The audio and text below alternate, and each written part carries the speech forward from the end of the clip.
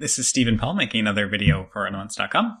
I have made a couple of videos in a series I called Testing My Heuristics, which I plan to get back to, but I thought I would kind of take one step back from that and look at how do you actually go about building those heuristics. So in this video, I'm going to take a spot that I am not really familiar with at all, especially for reasons that will become obvious. And so we're going to look at early position versus big blind, single raise pot c-bet. And so this is a spot I've done some studying, but it's all been with the 2.5x open. And I have just recently moved over to using min raise in early position and hijack. So from what little I have gathered, there are some pretty significant differences. And there's a couple of reasons for that. One is that big blind defends much, much wider. And two is that the SPR is a little bigger. So we do start to implement some overbets that we don't necessarily use when we use the 2.5x. So I'm just going to walk through my process and then we will get to it. So the first thing I do is I like to start from pre-flop. I know that some people don't feel so strongly about the need for accuracy pre-flop. No one is playing particularly well still, and so you can push some of those marginal hands to opens or adjust based on your table. I still think it's important to know what the optimal opening range looks like, and the main reason for that is that the ranges determine the strategy, right? If you look at a flop strategy, it is basically only a result of the amount of chips in the pot and the ranges of the two players. So I think instead of just going straight to the reports and trying to figure out what boards get big bets, what boards are good for which player, I think it's nice to get a sense of, okay, these are what the ranges look like and make some predictions based on that and kind of practice the skill of designing your own strategies before going to the computer and seeing what is, quote unquote right. I also think it is worth getting these things right. Again, you may be at a table where you can open some hands that are technically folds, but I think if your goal is to roughly replicate a GTO strategy, a huge part of that is knowing what your range is. And so if you are even starting from pre-flop, you don't really have a sense of what combos are getting there. I think that is setting you up to really struggle to replicate an optimal type strategy. And so what I want to do when I look at the ranges is one, basically memorize them. Especially so here we're playing early position versus big blind. When I'm focusing on the early position player, I want to know that range very accurately, and then the big blind range to have a general sense of. And I really want to focus on the differences between the ranges. So what are the hands that early position has that big blind doesn't have, and vice versa. And here, the offsuit hands are what are going to matter the most. And I think the reason for that is obvious. There are just, many more combos of the offsuit hands. So if one player has 12 combos of 8-7 offsuit, and the other player has 0, you can imagine that that's going to have impact on some boards where 8-7 offsuit is strong or very weak. Once I have a good sense of what the pre-flop ranges look like, that's typically when I'll go to the aggregated reports. And so I'm basically there. That's my kind of heuristics building phase. I am trying to figure out, okay, what types of boards do I want to use what sizings on? And then on those boards, what kind of betting frequencies and checking frequencies are we seeing? So that's where I'll build some general heuristics. And then what I like to do, and I put a star here because I'm not sure if we'll have time to do all of this in the video, is to take 1 to 2 representative boards for kind of each bucket, we'll call it, from the previous step, and to look at the strategy. So let's say I have some board where I'm going to use pot as my c-bet size, and I'm going to bet about 50% of the time. What I want to do is take a board that, represents that. So, I don't know, let's take a shot in the dark. Let's say it's King, Jack, 4, Rainbow. I don't know. I want to look at what hands, are there any pure bets? Are there any pure checks? And what are the kinds of hands that want to bet more often and less often?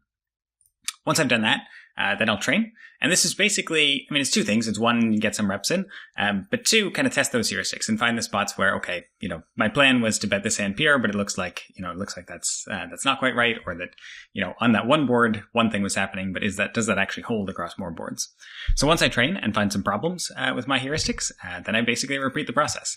So I go back to the aggregated reports. I try to smooth out some of the problems that I found, maybe make some of the heuristics a little more specific, maybe take another look at 1 or 2 representative boards. But here I'm probably more quickly moving back to training. And then it's just a matter of repeating this process until either you've gotten to a point where you say, okay, I'm happy with the heuristics I have for now, or, you set it aside, you work on something else for a bit and you come back to it. So for this, I'm going to use Evernote.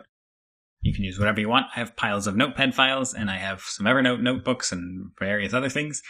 I like being able to post the pictures. That's basically the only reason I use Evernote over Notepad. Otherwise, I like the low tech feel. But so here is the pre-flop play. These are the simple ranges from GTA Wizard. I like them in part because they are simpler, especially for some of the other positions where you can just get 3-better fold if that's what you want to execute. But they are also very similar. At least in this formation, they're extremely similar to the general ranges that we'll use for the reports. So this is the under the gun range. I think this is pretty close to what most people are playing, honestly. I think you'll see some people who open either don't open the low pairs or open them much more often than this. Same thing with the suited connectors. It is a min raise, so you do raise slightly wider than if you are going 2.5x, but it's not an enormous difference. So I would basically just focus on the threshold hands here. So it's ace 3 suited, ace 10 off, pocket fives, king 9 suited, queen 9 suited, jack 9 suited, 10 9 suited. Probably I would just round these up, forget these little bits of these 10x offsuits and just go with king jack and queen jack. And then the mixes are going to be king 8 through king 5 suited, queen 8 suited, 10 8 suited, with like 25%, call it, of the suited connectors and low pairs. So that, already, I think, that's like a 3-sentence thing, and I think you can basically immediately execute that in game. It's not exactly perfect, but it's not bad. I will show one thing that I do like in GTA Wizard is you can do this range builder thing. So why don't we do that now? It'll just take a second. I typically just use the easy. I think the E hard is too hard. And so basically, I just want to see how well I can do at making this range. I don't feel like I need to be perfect, but I want to be at least reasonably good. So I'm going to use my simplified rule there. And then we'll go in 50s. I think it was something like this. I don't think jack 8 suited got in there. And then for the 25s, it was the suited connectors. 4s, 3s, 2s. If you want to try to be super precise, I would probably, I missed ace 2 suited. You could go farther and go with it was a tiny bit of these hands, and it was 80-ish or whatever of king, probably closer to 90 of the king jack and queen jack. So you can choose exactly how precise you want to get here. But for me personally, I would like to get this pretty close to right. And it looks like we did okay. Didn't quite open enough of this, a little too much of this, but I would say this is close enough. Okay, so the big blind range on the other hand, and I think this is where you may be surprised if you're used to looking at 2.5x ranges. I know I was not defending nearly wide enough against the min raise. You can see we're using a 3-bet to 12. And it's basically queens plus ace king, some suited connectors and then little bits of suited hands. And this touch of ace 5 offsuit. But the big difference comes in how weak hands we're defending. So versus 2.5x, you actually need to be fairly tight from the big blind. I think you even fold some like king jack off and queen jack off, whereas you can see how much wider we are versus the min raise. So there's hands like 5-4 off that are defending more often than not. And so the notable differences that I see are these queens plus ace king for under the gun, and then a lot more of the connected and suited hands for big blind, and especially the lower ones. So, if we take a look at something like 9-8, this is going to be something like 12-ish combos, maybe more, 13 combos of 9-8. And one for under the gun. So these are the kinds of things that I think are going to be fairly important. So before we look at the aggregated reports, I like to take a second. And so what are some differences I expect to see? One, I expect to see some donking on low boards, especially low connected boards. If you are playing against someone who doesn't donk, so I don't donk. So if you min raise under the gun and I call the big blind and it comes 7-6-4 or something like that, and I check, you should probably play close to a range check, because I would expect to see a lot of donks, and people probably are not doing that. The boards that I would expect to be strongest for under the gun, this is not rocket science, are probably the high card boards. Almost all of the range is in this kind of high card area. I'd also expect to see some bigger bets, and I have been told there are overbets or small overbets used on some boards when there's a min raise. But I think the boards that it makes sense are just, again, those boards up here where we're going to have a big advantage in the strong hands. So yeah, I think that will do, and we will take a look. So we get a call. I don't want a board, I want the reports. So you can see, actually, first of all, very little donking overall, 3%. I guess, it is a range that has a lot more of these low cards, but it's also just a very weak range in general. 40% of hands where you've kind of cut off the top few percent. That said, I do still expect there to be some boards. Yeah, okay. So, and it is the low connected ones. That makes sense. We're going to have tons of, though, again, it's those offsuit hands that really add up in a hurry. And there's going to be tons of offsuit straights and offsuit 2 pairs on all of these boards. So it looks to really be the 3 connected low cards, a little bit on some mono boards, ace high mono. That's another thing you see sometimes. So if we go back to the ranges quickly, when you have a tight opener, most of their suited combos come from ace X suited, and then second place king X, and then very few combos otherwise.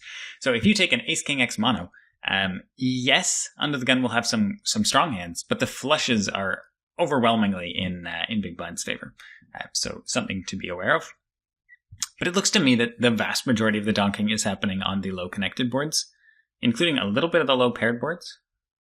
But that's about it. I don't want to spend too much time on this. I'm just trying to get a sense for what boards should I expect to maybe want to see bet even a little less than we're seeing.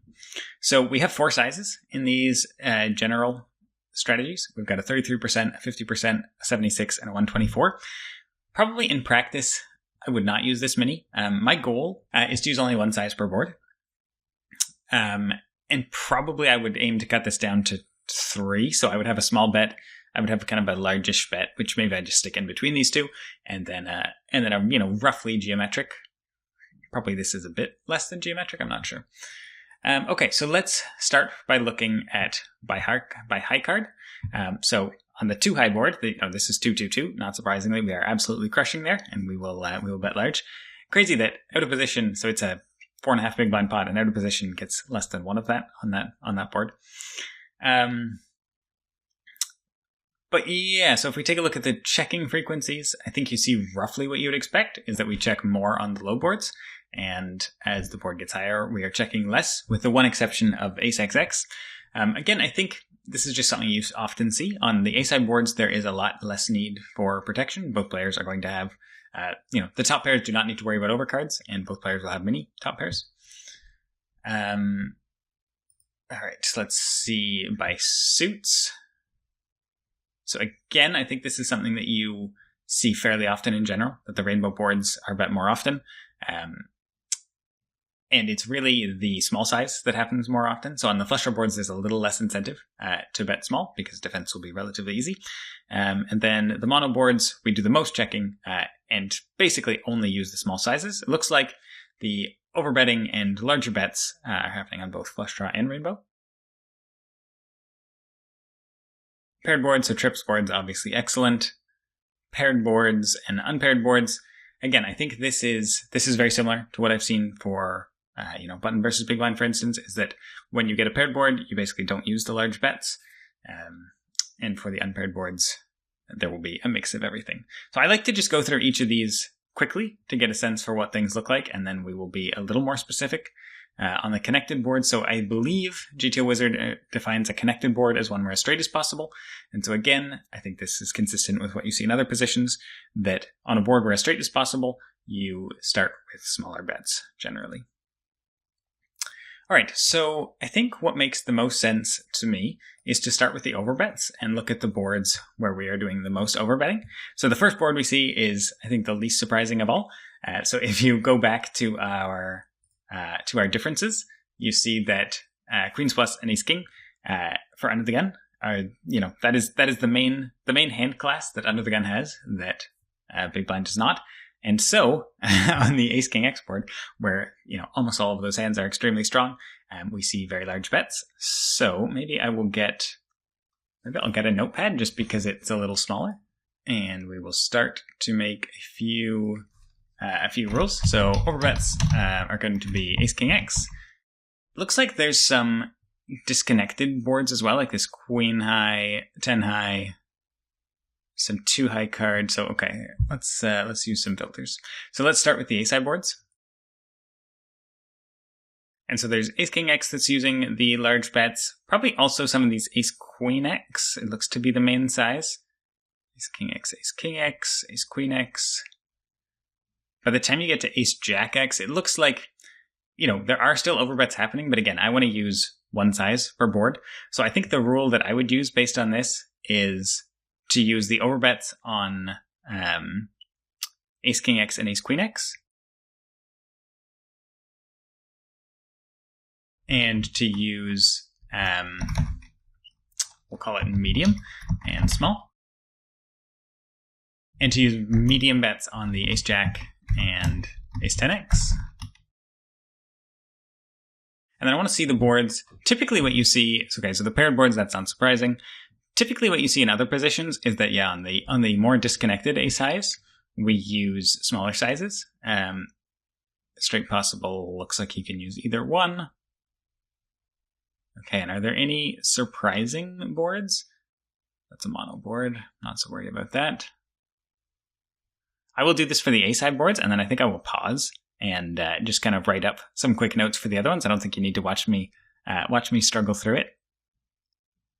Yeah, that looks fairly good. If we run one more quick filter, let's just go with a small second card and confirm that mostly it's small bets. Yeah, it looks like there's a little bit of large betting going on.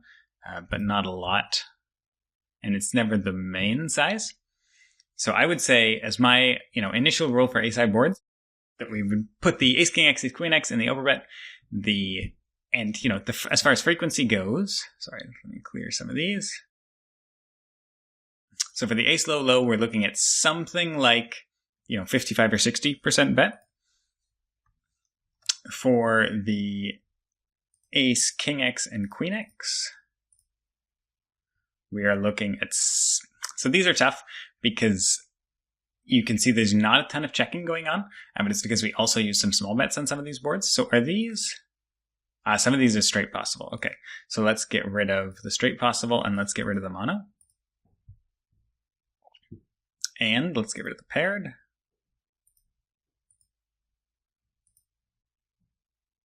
Okay, this looks better.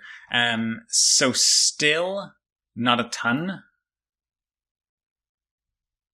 Yeah, it's a little tough because there are boards mixing in. So I'm just going to roughly estimate. So I'm not going to bet 85%. If I'm only going to use overbet as my main size, it's probably going to be something like, let's just add these up. So it's going to be roughly 50%, maybe a little higher. So we'll call it 50 to 60%.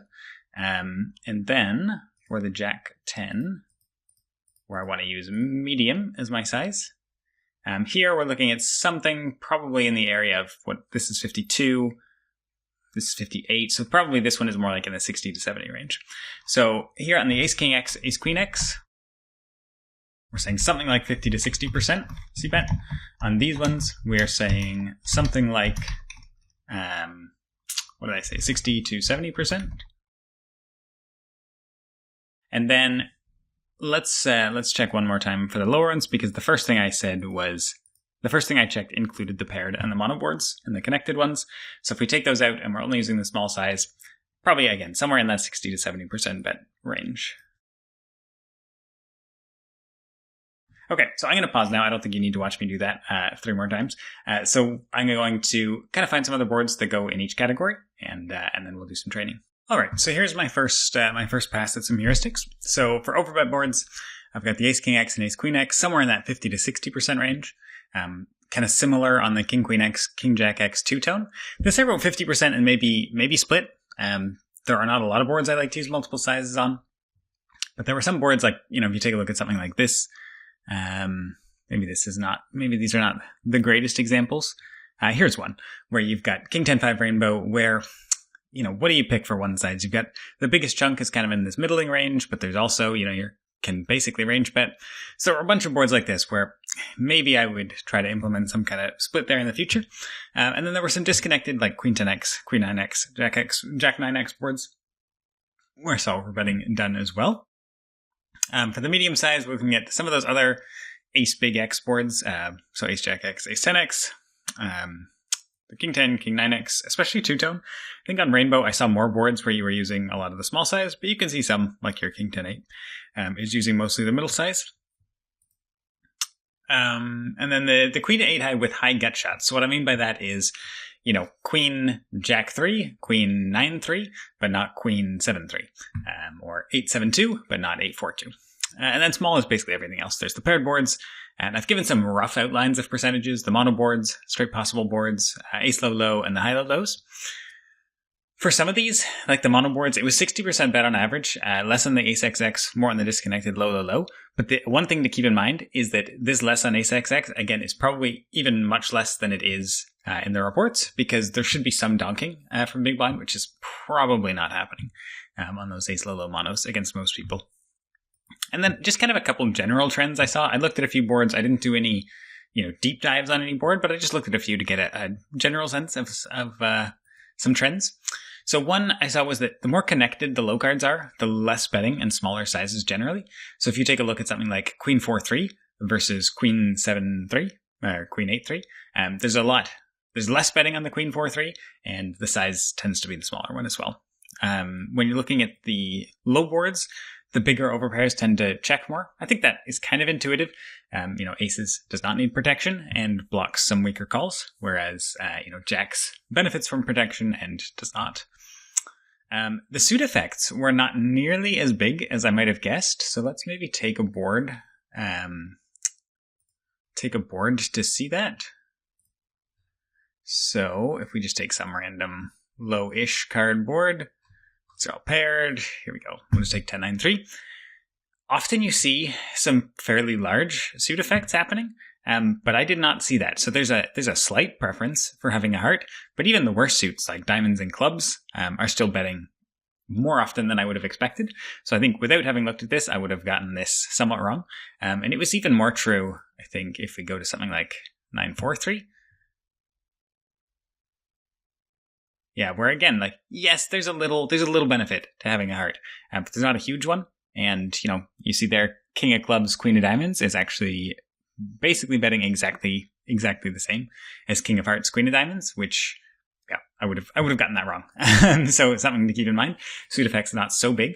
That is something you see sometimes, is that the suits kind of matter more for the out of position player than they do for in position. And then the other thing was on the overbet boards, there were some extremely surprising bets. So if we take something like king queen 3, which has some overbets, you can see hands like pocket 8's getting in there somewhat often, pocket 9's getting in there, pocket 10's. So I'm not so surprised to see a hand like pocket 2's especially. Makes a lot of sense, and the weaker pairs make sense. I think it's even more clear. Let's make this an ace. Let's go with ace king 3. Where, hands as strong as 10s are betting. Hands like king 9 of clubs, which, traditionally I've looked at overbets as button versus big blind a whole bunch, and traditionally the second pairs check a lot. And you can see king queen does quite a lot of checking, but still not pure. And hands like king 6. And the reason is that these are basically become semi-bluffs, same with the pairs, in that out of position should fold the vast majority of second pairs to the bet, and then also a reasonable number of aces already, as well as some equity hands. And so the other note I made was that it's extremely easy to overcall as big blind. So I can see people folding king 10. I am a little more skeptical that they're doing a bunch of folding with king 10 of hearts. King jack, folding a 10, king queen folding a 10, finding these folds with the ace X. And then I also think it's, on some of these boards, this one maybe a little bit less so. I'm trying to think of a decent board to show this. Maybe something like 10-9-3, which I believe has some overbets, although it's not the size I would use, but it does have some overbets. There's a lot of, like king jack of hearts, basically just pure folding. So there are some very non-intuitive folds. King jack with a spade, almost always folding. So just something to be aware of. When you are betting, is that there are some very non-intuitive bluffs, and it's easy to overcall or overraise. So I think that is a decent first pass. And so what I want to do now is I will set up a trainer drill. I have not figured out this new setup in GTO Wizard. I quite like. I knew how to use the old one, and I quite liked the old one. But I will go through these advanced settings and we'll get it right. So let's use the general ones. 100 big blinds, starting spot on the flop, single raised pot, heroes under the gun, big blind. Okay. Yeah, I'll keep my heuristics off to the side and I'll reference them as needed. Okay, so we start off with a somewhat difficult one. So on these ace-8 3, this is going to be small size only. I have something like 60 or 70%. I would imagine pocket twos can get some folds from worse. It has a backdoor straight draw, so I wouldn't pure check this. I would probably very frequently check some of the bigger pairs. But this one, betting more often with a spade probably, but I don't know, 51 seems close. I'm going to lean towards betting. Looks to be okay. We check 23%. Pocket fives. So this is a very strong board for under the gun.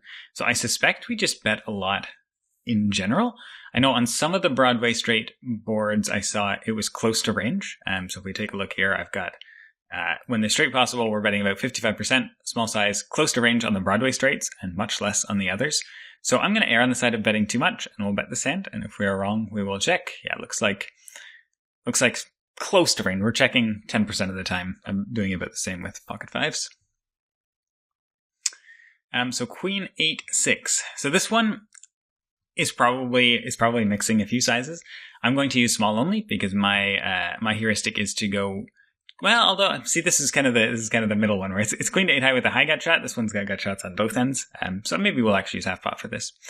And then ace 10, these were betting fairly high frequency in general. I have 70% for that huge class of boards. So probably betting this hand fairly often. Definitely 25%. We'll go with the medium-ish size. Yeah, high frequency bet with hand. Higher frequency with range than the average for this type of board. It's always hard to decide how much to look at an individual board. Okay, so this is... I would use bigger if the second card were higher, but on the second card low, I'm going to bet small. Again, I wouldn't be shocked. I wouldn't be shocked if that does not work on this board, but we'll see. And we rolled on 99, so we're going to check. I think this hand is perfectly happy to do either. Looks like it's mostly betting. Looks like it's basically just a range bet, which surprises me somewhat. So let's take a quick look and mess around with a couple things and just see what changes. So this board is basically a range bet for small, so it's good. That heuristic does look good for size. Whoops. I'm curious if we make it two-tone, how much that changes things, because I'm a little surprised at how much betting is happening here. Yeah, so more checking, but not that much. And I imagine that as the 9 gets lower, we will do less betting. Still a lot. By the time we get to a straight possible, I would expect less betting. Yeah, okay. But that's good to know. So the disconnected, I guess the 3-2, actually that's one more thing I should check, is let's slowly march these cards up and see if there comes a point where, because the 3 and the 2, yes, big blind has more of the offsuit cards, but they tend to be, they don't go as low as the 3 and the 2. So yeah, as these cards march up, it does seem to lead to more checking. So this is a little more what I expected. Okay, ace 10. So 7-6-5. This is going to be one of the highest frequency donk bet boards for big blind. And so in practice, I don't expect to see those donks. And so I might just play range check, honestly. And this hand, I don't see a ton of purpose in betting. I'm not going to worry about this one too much because I think in practice I will just range check. So yeah, we're supposed to bet 21% and that's with big blind donking a whole bunch. So I think range check is just going to play well there. So for the high-low lows, I have 70 to 80%, a little bit less on two-tone or with the low-low connected. These low-low are a little less connected, but still I think this hand makes sense to check. Sometimes we've rolled 76, so I'm going to check. Looks good. So yeah, high-low, I had written 70 to 80%, less on two-tone or with low-low connected, and we're at 50%. So yes, keep that in mind. It's easy to see bet too much on these boards. I'm slightly curious if that extends all the way to up to ace-king, or if ace-king is just pure betting. Yeah, so I've seen this in some spots, and I wasn't... This one always surprises me. But yeah, that's like up to 60% checks, depending on suits. So easy to bet too much of your top pairs. Looks like the suited ones we are more likely to bet with hearts. I guess we probably wonder if we just get raised less often when we have hearts, but we also have a much higher EV continue versus a raise. Doesn't look like having hearts is going to stop too many raises, although maybe a tiny bit from this hand class here. All right, next one, King 10-8. So now we've got where I would use the medium size because we have some connectivity up towards the top. And here I had somewhere between 70 and 80% with range. I suspect this hand with the weakest top pair we have is probably checking more than range average. And we rolled a 97, so it seems like a very easy check. Looks like it's exactly range average. Again, I'm just slightly curious to see the top pairs overall. So yeah, top pairs overall betting more than range average, but as you get lower, betting less. And it looks like, yeah, the hearts in general look to make us bet a little more often. Not a huge suit effect, but a little more often with hearts. And as your top pair gets worse, check more. Except ace king again, which is interesting. Okay, 10-8 on 8-6-4. So yeah, I assume we should face a reasonable number of donks here. I mean, I have literally no idea how to play against a donk, but yeah, this hand seems like a very easy call. I would never do anything else. I'm curious. I'm not going to spend a lot of time on this, but yeah, I would only use small raises, and okay, this is probably more raising than I would do. Yeah, it looks like the sets predominantly, and then sometimes with the overpairs and the decent-ish hands. I mean, it kind of looks like you fold the worst hands, you raise some of your, weaker hands that still want to continue and have some backdoors, you raise some strong hands. Doesn't look too difficult. All right, this is a high-low-low. So I've got 70 to 80% less on two-tone or with the low-low connected. So we do have two-tone, but the low-low are not connected. So probably see betting somewhere in that 70% range. Top pairs will bet maybe slightly more than average on, but we rolled 86 and don't have a particularly strong one, so I would check. Okay, so this one looks like when they are that disconnected, again, the top pair, it is checking range average, but this particular board is betting a ton. So this is one where my heuristic was just high-low-low boards in general, but it looks like probably we need to be, or should potentially be, a little more accurate with how connected. So you can see that once they get semi-connected, that would have been a decent estimate. As we start to disconnect them a little bit, we're doing okay. And I would imagine that, yeah, as these get less connected, once we start to get to the 3, and then I guess the 2 in particular is there are now no potential gut shots. So at that point, we just bet range. One last thing to check. Does it apply to King 7-2 as well? Yes. Okay. All right. Queen, Jack, 5, Rainbow. So on this board, I'm playing medium size. So I don't feel super strongly about 50 or 76. Again, I would probably just pick one or pick something in between these as my one size. And so I have this as a medium size and with roughly 70% frequency. I expect the Jack X to check more than average, but still probably betting sometimes, and we rolled a 25. So I will bet. Looks like, do I have this?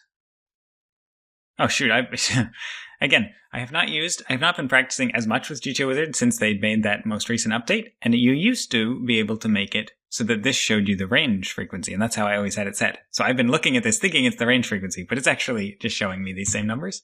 Okay, I think I have fixed that going forward. For those of you who have the same issue that I did, you just go here to show total frequencies. So actually, if I go back to this now, no, it's still showing me. All right, we'll see if it works. We'll see if it works going forward. Show total in range frequencies in info panel. Maybe that's not what I want. Okay, well, we'll see. All right, ace 7-3 two-tone. So this I have as a small bet, 60 to 70%. It's somewhat disconnected, so probably in that 60 to 70% range. There are not super strong suit effects from what I've seen, although I didn't specifically look at ace-high boards, so I could easily end up being wrong. I would imagine that most of our air wants to bet sometimes, and we rolled a 20, so I'm going to bet. Yeah, no, this still doesn't work. That's annoying. If someone knows how to switch it back, it was nice to not have to click on the steady thing to see what your range is doing. And I don't know how to switch it. There used to just be a little thing here that you could click, and it would show, it would show here these numbers, and then it would show on the bottom. It would show what your range does. Probably there's a way to get it back, but I don't know what it is. So the range is betting about 75% of the time, and our hand is betting about 80% of the time. Again, I think it's easy, and it's this type of hand in particular that, show quick results. What's that? No. It's easy to peer check a hand like this because it's got absolutely nothing going for it, but you will end up with a far too weak checking range if you do that. Okay, this one I would expect to get less c-bets. It's two-tone and it is very connected on the low end. King, Queen of Hearts, I don't have particularly strong feelings about. I think sometimes you see that these best backdoor flush draws do a little more checking than average. So on a 46, I'm going to check this, but I wouldn't be surprised. Okay, good, peer check. Let's see with range what we're doing. So I would expect this one to be lower, and yeah, it's substantially lower. And then again, if we take a look here, the backdoor flush draws do indeed look to be a little more likely to check back. They get punished a little extra from raising. They'll play a little better in the check line. So we go ahead and check them a little bit more. All right, Jack 7-4. So again, this one has the connectivity on both ends. Probably I would consider this my middling size. And I have these betting somewhere in the area of 70% on average. Again, that's an average across all of the queen through 8 high with the gut shot on the high end. So this will probably be somewhere in the vicinity of that. Maybe a touch on the lower side. Flush draws will want to check back sometimes. We rolled a 96. Seems like a pretty clear check. All right, so these I wanted to use overbet as my size. This is the King Jack X two-tone. This is the one where I said maybe later I would split it, but I have roughly a 50% betting frequency. And so I think with Queen Jack, so the old me would have said pure check. having seen what kind of folds we're getting, maybe this does actually bet sometimes, but probably not 55. I'd expect it to bet less than average. That looks right. And let's take a look. So overbet. Again, there's one option, which I have used in the past somewhat, is to run my own sims. So I make my heuristics like this, and then I sort all the boards, and then I run PioSims with only one size on the flop. I'm not sure if I'll get around to doing that with this, but it is nice. It's hard to look at a sim like this and decide, okay, I was going to bet it X%. How is that when there are four sizes available? But it looks like indeed Queen Jack does not particularly want to bet. And if we take our second pairs in general, they are mostly checking. And yeah, it looks like the ones that want to bet are the strongest ones and the weakest ones, and the middle ones want to less. All right, Jack 7-6. So, well, 8 is going to be a check on 94. I would use, I think this one's close. Again, if this 6 is like a 2, then I would probably size up a little bit. With the connectivity on the low end, I think small is fine as well. But 8s are going to check reasonably often, and we rolled a 94. Curious about sizing, because again, this kind of fits into both. So I had this heuristic of queen to 8 high with high gut shot, use the medium size. Looks like that's okay here. Yeah, if I had to pick one size, I would probably just pick, 60% or whatever. All right, queen 8-6, so same idea. Gut shot on the high end. Queen high with a gut shot on the high end. So I would use my medium size, bet something like 70% of the time on average. With this hand, probably betting right around that average. And so on a 92, I will check. Again, I miss my this thing showing me the range. I don't need to see the same info twice. King Queen, yeah, looks like it's actually maybe even checking slightly more than the range, but not far off. All right, Queen 10-8, so straight possible means I'm going to bet small as my size. So 55% was the overall average with straight possible, and it was close to a range bet on Broadway and then much less betting on the other ones. So again, I don't know for this specific board. I would imagine this one does get some reasonable amount of betting done. betting fives for the small size doesn't seem particularly appealing to me. We probably get, some pocket sixes and pocket sevens and maybe a few 8x to fold. But mostly I think I would just check this hand. I suspect probably there will be a little bit of betting. Yeah, or a lot bit of betting. Okay, so let's take a slightly deeper look at this one. Okay, so it is just a significantly higher frequency bet with range than I expected it to be. Again, I knew straights overall, and I knew that the Broadway ones were a lot. But this one, I guess with 2 Broadway cards is still fairly high frequency c-bet. I'm curious to see what benefit pocket fives gets from betting. Again, I do think we will get some folds from some better hands. We'll see if that's yes. So that's right. No 8x are folding though. So yeah, it's kind of an interesting bet. I mean, we stop ourselves from getting bluffed, I guess. I'm somewhat curious if it's going to get turned into a bluff on some runouts. Doesn't have any useful blocker properties, but yeah, it looks like it does continue to bluff on some runouts. So yeah, not a bet I would have found. Not a bet that I'm sure I still understand, but I don't want to spend too long on any one hand, so I think I'll keep going. Okay, 10-9-5. So I do think there are some overbets that happen on these boards, but we saw it wasn't actually that many. So probably I would just use the kind of medium size. Again, this fits into that queen through 8 high with high gut shot. So on average, something like 70%. The open ender with no backdoor flush draw will play well in both lines. So I would imagine 75 is somewhat close, and I think I will check, but probably bet something around that. Yeah, so it looks like I could have bet it, but yeah, this size and bet pretty often, but not always. Looks good. my nemesis, the mono boards. Okay, so this is one of the only flushes we have on this board. We have a few other king high flushes, and we'll have, queen 10, queen 9 of spades, 10 9 of spades, but we have very few flushes. So I think it's a board that we probably just don't see bet very much with our range. And so I would imagine we do some checking with this hand as well. And I think especially with the queen of spades as well, we'll do even more checking. So on a 70, I think it'll be fairly clear check. So it was a check on a 70.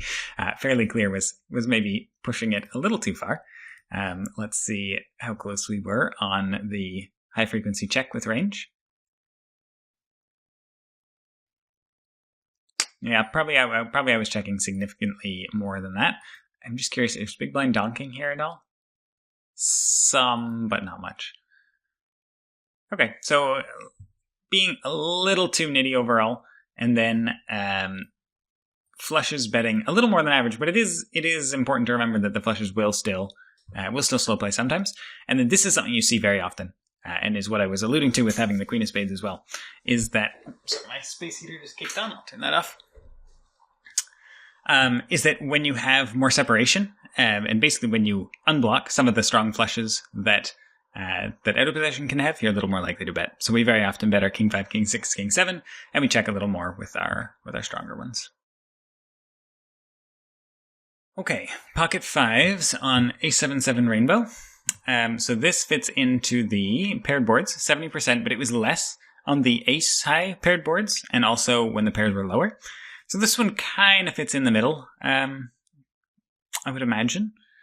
63 with fives. Again, I think fives do have some incentive to bet here. We can fold him off some quite significant equity. We have 2 outs to an extremely strong hand.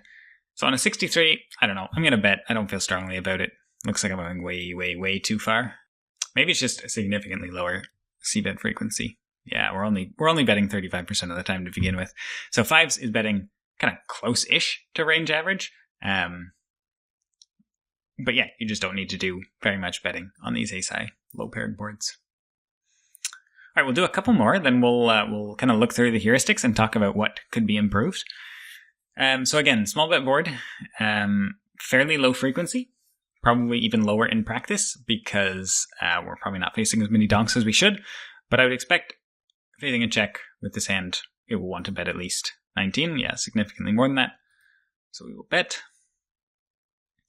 All right, so this one, I have some of these disconnected queen 10, queen 9, jack 9x boards were using some overbets. So let's go with overbet. I think, medium size is going to be fine as well. And then as far as frequency goes, probably somewhere in that 50 to 60% range. And this hand seems like a fine bet. So I'm just going to stick with that 50 to 60%. So on 52, I will bet. Looks like that is fine. Let's confirm that overbet is at least one of the main sizes. Yeah, it looks like between these two. So again, like if I was picking three sizes, maybe I would just go with 33, 66, and 100. And then I would call this a 100% bet. And ace eight of hearts betting quite significantly more than range average. And the one, I think, again, the ace eight of hearts, spades, and diamonds are not that hard to find. But the ace eight of clubs, I think, is very easy to miss. Again, it looks like the suit effects are just not as important. They do still exist. So as you get to the worse hands, like the 8 is a useful card. As you get to the worse hands, the suit effects matter more. For this like ace6, a7, but actually it disappears again for ace4, ace3. Okay, so I think we will call the training there. So the next thing I would do is I would basically just pull this up and go through and what do I think of each of these? Well, I didn't get a ton of these boards. Obviously, I would probably train more than this. How many did we do? Looks like maybe 20-ish. So I usually aim for something in the 50 to 100 range as a first pass. But it's a little slower when you're talking about it. So I'm just gonna go through and see how I felt about each of these. So I think overall the sizing choices I was pretty happy with. All of these seemed to work okay, at least. And then as far as these, we didn't get a lot of overpairs, so we didn't get to see that much. We did see the suit effects generally not being that big, and we did see a bit of the non-intuitive bluffs. One thing I would want to get a little more precise with is just, I have these kind of vague statements like 70% average, but less on ace, pair, and lower pairs. Now, there are some boards in here that are range bets, and there are some boards in here that are, 50% bets. So I would want a little more explanation of what I mean here, a little more explanation of this as well. That was one we got fairly wrong, was that ace, jack, 8 mono board. And then again, same here, right? We're a little vague on a lot of these. I think it's a decent first pass, and I think the training went okay. But yeah, those are the kinds of improvements I would look to make. Once I was comfortable with these, I think the next step is probably to make some single size biosims, just to allow more precision. So here, when I say 50% on King Jack X two-tone, if we take some King Jack X two-tone board, it's not going to look anything like that, right? It's not going to be 50% overbet and check. In fact, this particular one has very little overbetting. And if you mess around with this card, I'm sure you can find one that has more overbetting. Hopefully. Yeah, so now there's more of it. And so, I don't really want to have to implement, look, if it's King Jack 2, then I'm going to overbet. And if it's King Jack 6, I'm going to bet 75%. So instead, I would just bucket all of these. You're not going to lose significant EV playing overbet only on this board, on this King Jack 6 board. But it's very hard to look at this sim and say, if I'm playing overbet or check, how often will I bet? It'll be more than 8%. It'll be less than 80%. But where exactly it falls in there is unclear. So that, for me, would be the next step, is go through some more training, go through and fix some of these kind of vague things I put in here. And then if I feel like I need more precision than that, then the next step would be some single-size sims. So that is it for my building heuristics video. Hopefully you guys got something out of it. I feel like I did. I was definitely not finding nearly enough overbets, and especially not finding nearly enough of these kind of bluffy overbets, we'll call them. So again, let's take one more look at this, because I think for me this was the most shocking thing maybe. was here we're actually basically just range betting, but you can see even hands like jacks are overbetting. Even queens are overbetting. And, King 9 suited, the hands that I would never have considered overbetting are at least reasonable frequency overbets. And again, they are kind of odd semi-bluffs, slightly mergy semi-bluffs. So yeah, it's definitely more things to improve, but I think that made for a good start. So look forward to hearing from you guys in the comments, and thanks a lot for watching. This has been Steve Paul for Onauts.com.